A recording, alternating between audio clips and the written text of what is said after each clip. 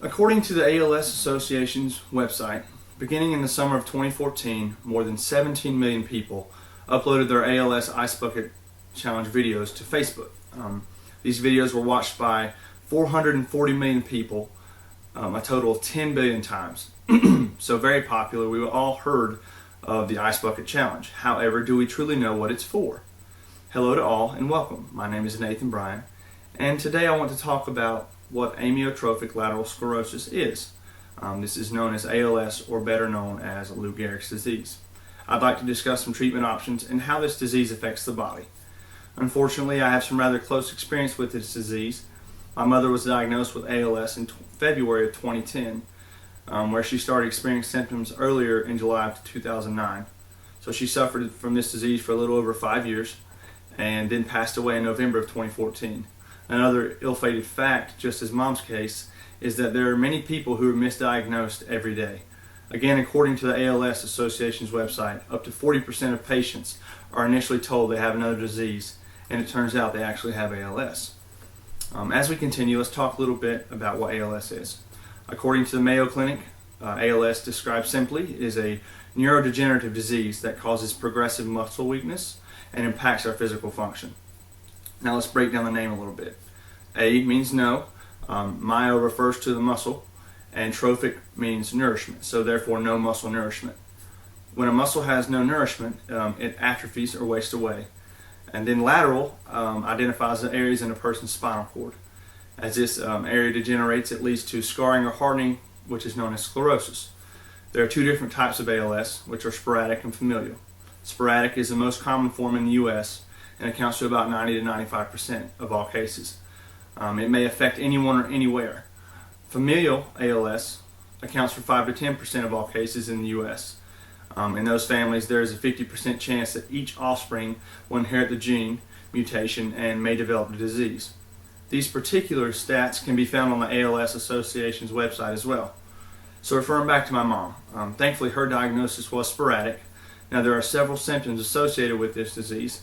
However, symptoms differ within different people. Some people might have trouble grasping a pen, while others might notice a change in vocal pitch when speaking.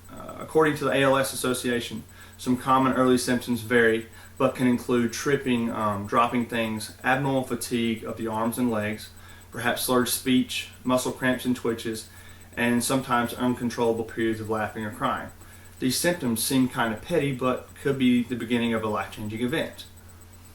If diagnosed with ALS, there are many treatment options available, both initial and long-term, and they both have diverse effects on the body. Some initial treatment options include homeopathic and pharmaceutical treatments. Homeopathic treatment is defined by WebMD as a medical philosophy and practice based on the idea that the body has the ability to heal itself.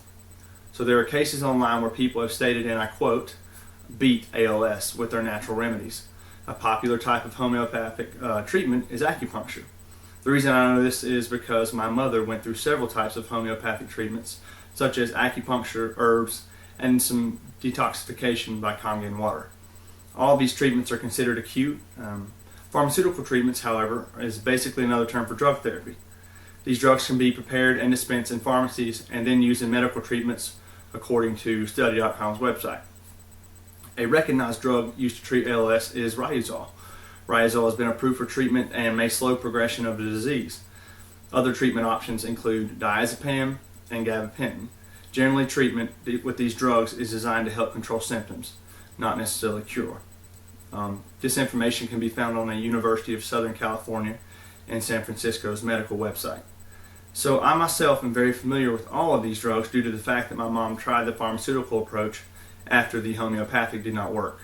These effects of the initial treatment options can vary greatly from person to person, depending upon each case. This disease could slow down or it could progress quicker. Some people can go from walking to not walking at all. Some can go the opposite.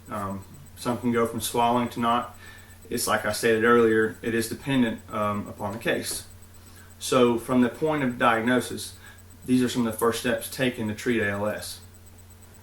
Now when we look at long-term prognosis and how the body reacts, these are some different long-term care options available for those who need it. These options include medical therapies and perhaps psychological and social support. Some medical therapies might include speech therapy, physical therapy, and occupational therapy. Speech therapy could be used to help with the process of swallowing, while physical therapy is offered to keep the joints as active as possible after partial or maybe full paralysis occurs. The unfortunate fact is that the body continually regresses throughout the term of the disease, and as the body weakens, these different therapies are offered to provide the best quality of life. The muscles that assist in breathing can weaken also, causing the patient to be put on a CPAP machine or a ventilator. This is dependent upon the muscular regression as well.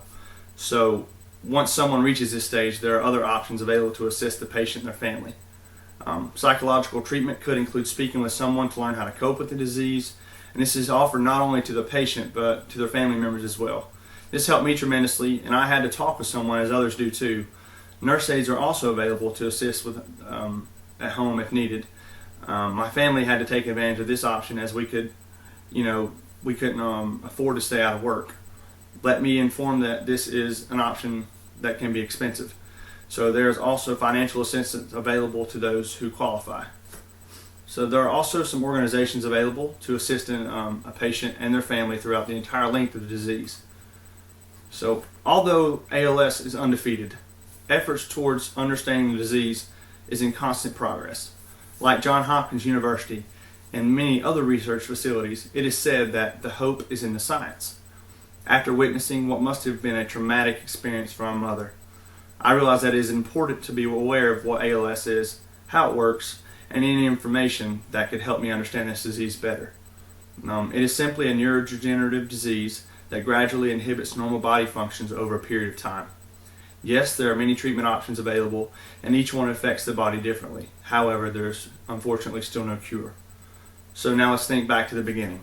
Now having an improved understanding of ALS, this Ice Bucket Challenge may have a more meaningful effect for you based on the information verbalized here today. Thank you.